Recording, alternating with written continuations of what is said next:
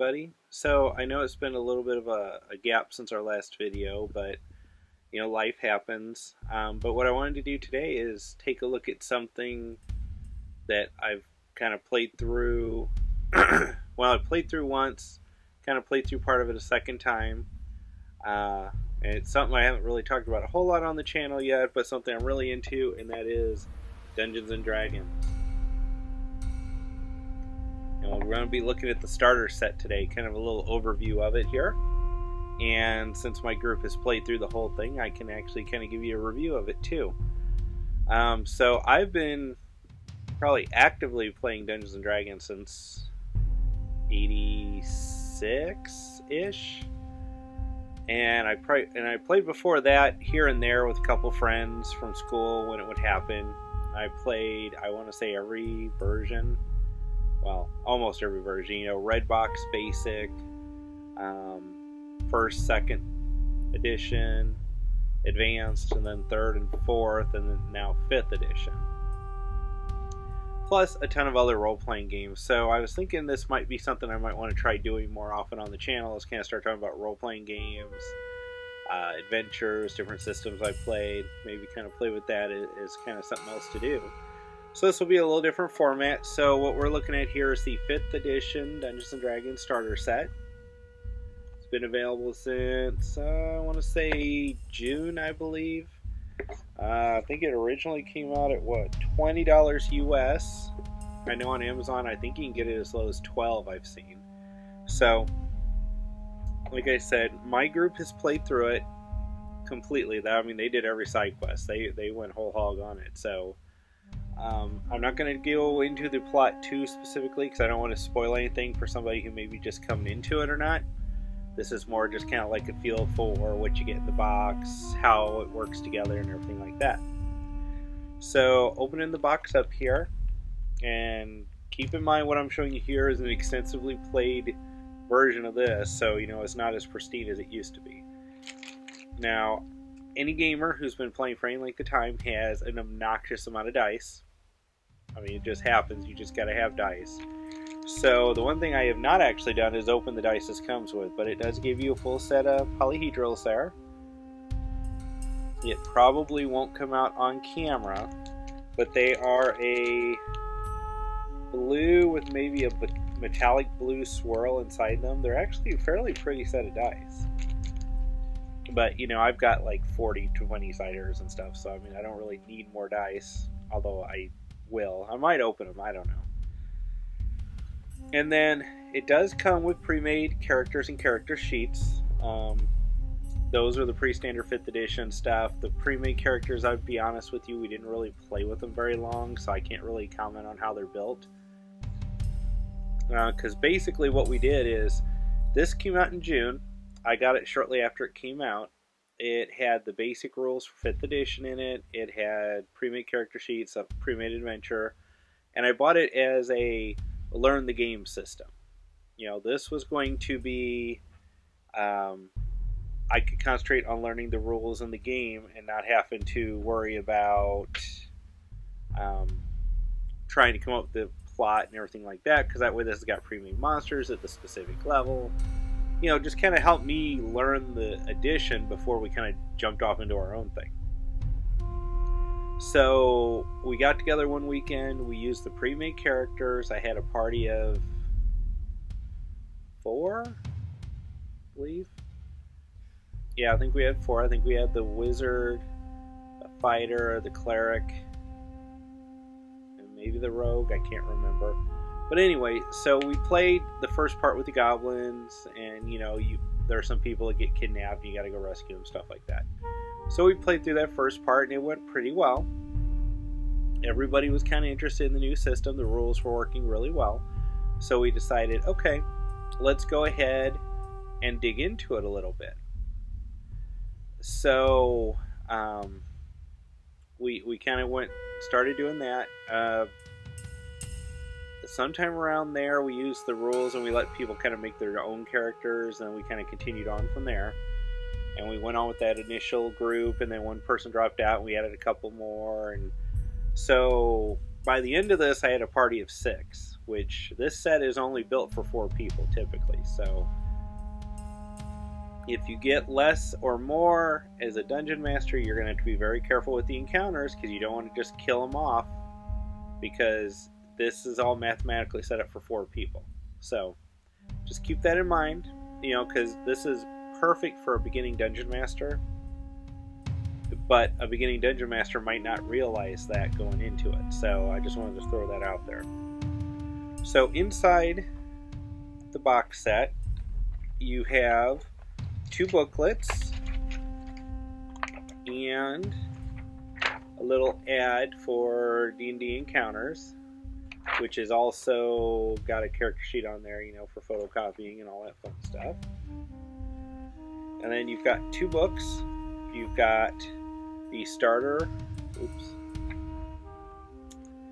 the starter rule book, and the adventure, the Lost Mine of Phandelver. So I do want to mention, at the time I'm recording this, which is March of 2015, the Player's Handbook, Dungeon Master Guide, Monster Manual are all out, as well as the full Tyranny of Dragons campaign, which is probably a little more advanced than this. So like if you're digging in just to start, I still recommend this set.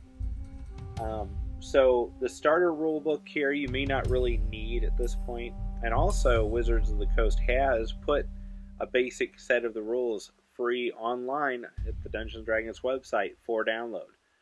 You've got a Player's Handbook version, a little Dungeon Master's Guide, and I don't remember if there's a Monster Manual guide or if it's just built into the DM guide. So the rules are available for free.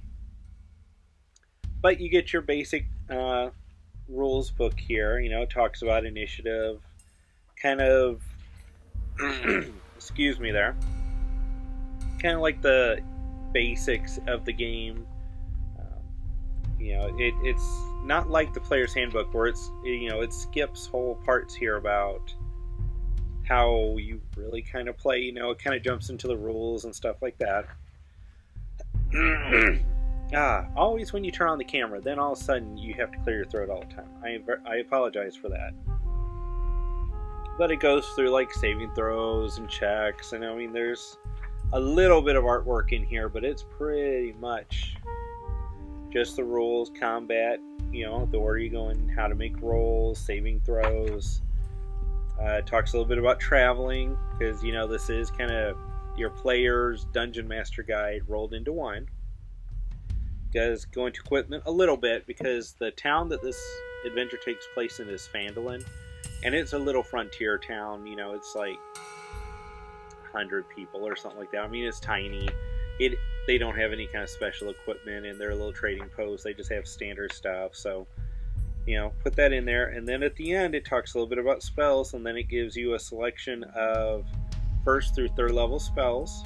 Now, it just does this for wizards and clerics, because in the basic rules there are no druids or warlocks or anything like that. So it gives you a nice little selection of spells to get you through the beginner adventure. Because like I said, this is all meant to be self-contained here. So, but this book is 31 pages.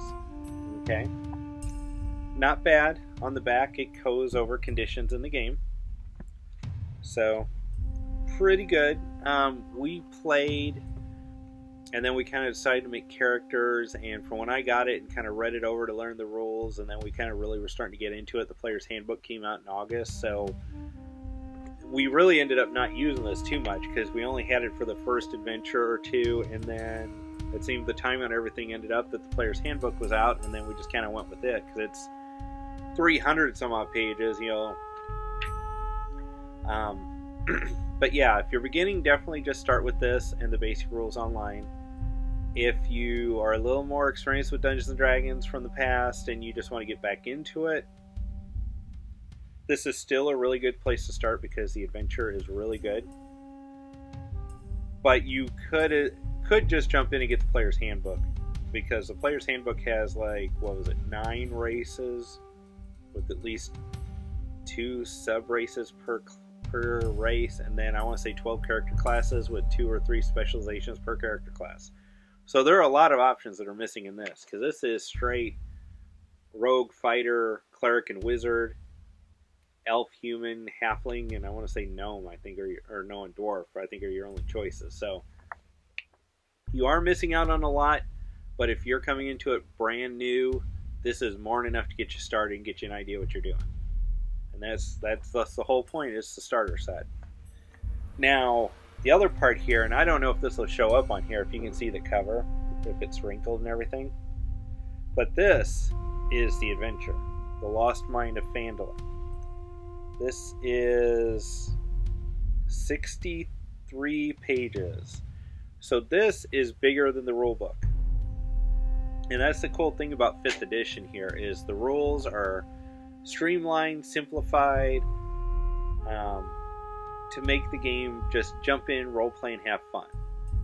And I have to say, it really does that well, because I have not been this jazzed to play D&D for a long amount of time since like 2nd edition. So, but yeah, it's fun. But basically, you kind of jump in here. It gives you an introduction. Kind of talks about difficulty classes for making ability checks and skill checks. Gives you some history over what's been going on. Gives you a map of the local area. And this does take place in the Forgotten Realms. It takes place in the vicinity of Neverwinter. So yeah, I mean, basically, it starts with a goblin ambush, as most adventures usually do, and you rescue some people, and then you can take them to Phandalin, which is where they were going to begin with. And you find out that Phandalin is a town that used to be very rich and very prominent, and they've fallen on hard times. And now they are really kind of poor and down on their luck. There used to be a magic mine back in the day that kind of fed, made items and mined magic lore and everything like that. Well, that mine fell apart due to an orc invasion, wizard battles. It was just damaged and lost to time. So this is 500 years after that happens, and a pair of, actually I guess it's triplets, never mind. 3 dwarven brothers think they've discovered where the mine is and want to reopen it. And then, of course, that just brings in all sorts of chaos, because you've got the dwarves that want to get it back. You've got, the bad guys in the adventure. And again, I'm not really going to give spoilers, but, they get involved because they want to control that, because that's a ton of money and power. You've got Phandalin, who would love to see that come open, in the populace. And then you've got the several factions that are also in town, because since this is in the Forgotten Realms, you've got the Harpers and the Zentarim and the Emerald Enclave and the Lord's Alliance and all that stuff have people in Phandalin. I mean, it's a backwater, so I mean, they're not like, high up in the organization, but they're there enough to at least know what their faction wants to get done there, so the players could end up in the factions, they could end up on the town, they could just go at it for their own, and the adventure map up front is nice, because all the territories that you're going to go to are 50 or 100 miles away, because you can see you got Phandalin in the whole area around here where you're going to go to. So it is kind of like a closed-in, open box world. But yeah, I mean, the adventure goes along, they do their thing, the town's attacked by bandits, you can save that, they see several monsters. They do also plant the seeds of the dragon cult being in Phandalin or in the vicinity, which, if you have read anything about the Tyranny of Dragons set, the cult of the dragon is becoming a prominent player and wants to make a bid for power, so this kind of helps sow some seeds of what you may want to do later. There's even a spot or two in here where the characters find a treasure map that you can populate with your own dungeon later on, so it's helping you plant seeds for the future in your campaign. But you do continue on, and you get through, and you finally make it to the mine itself, and there are several dozen large monsters you get to fight, work through, and then towards the end, the adventure ends on page 50. And this is, 63-page book. There's a few, maybe 3 or 4 pages of introduction and history up front, so you're talking about 45 pages of adventure, and this adventure will take your characters, 4 of them. Now, keep that in mind, it's mathematically set up for 4 people. I don't know why I'm holding up 3 fingers. 4 people. From 1st to 5th level. So, you know, there's going to be some good challenge in this. Now, my group was 5, well, it was 5 people in the beginning, and then 1 dropped out, and then we added more people in, so I ended up with 6 by the end of it. So we actually were 3rd and 4th level at the end of it, because, you know, you divvy up the experience by how many people are there, so they didn't quite, the same amount of experience didn't quite get them as far, but that's okay. We had a lot of fun. After the adventure, it does give you a section here on magic items, because again, if you're just going into it with just this, it has, you know, it covers for the DMG as well, or Dungeon Master's Guide. Then it talks about monsters, their stats, how they work, and then it has a little portfolio of monsters that you'll fight in the adventures here. Doppelganger, bugbears, cultists, goblins, all sorts of cool stuff. And again, this book is all just, you know, see, I don't think it'll show on there, but I don't know if you can see the wrinkles on the page and stuff. But yeah, it got a lot of use. I was really happy with this adventure. My normal group played through it. I mean, it did everything, like I said. I ran the first part with the goblins for a second group because they were kind of curious about 5th edition, and that went well. Completely different outcome. It was so cool to see. Word of advice, never send your cleric to do scouting when you should send a rogue. Just throwing that out there. So, it's fun. This is my character's map. My group's map. So yeah, I mean, it's a really good box set. Nice box. The character sheets, the pre-made ones, come on this like heavier cardstock paper, which is really nice. You get all the basic rules, everything you need to play, dice. I mean, the only thing I would say is if you were going to have a full party of 4, you probably want more than 1 set of dice, but, you know, in a pinch, that would get you through. I'm very happy with it. I think it was a really great set. I'm really happy I bought it. Even getting the main rule books, this is still a beautiful way to introduce people to the game. So, like I said, this is something a little new I'm trying. I love D&D. I like other role-playing games. I thought maybe this would be kind of fun, so, you know, we'll see. Maybe I'll do some more here in the future. I mean, I got all the 5th edition books now I could review. I've got a lot of older books I can take a look at too, so we'll see what happens. But thank you again for watching, and you all take care, and I'll see you next time.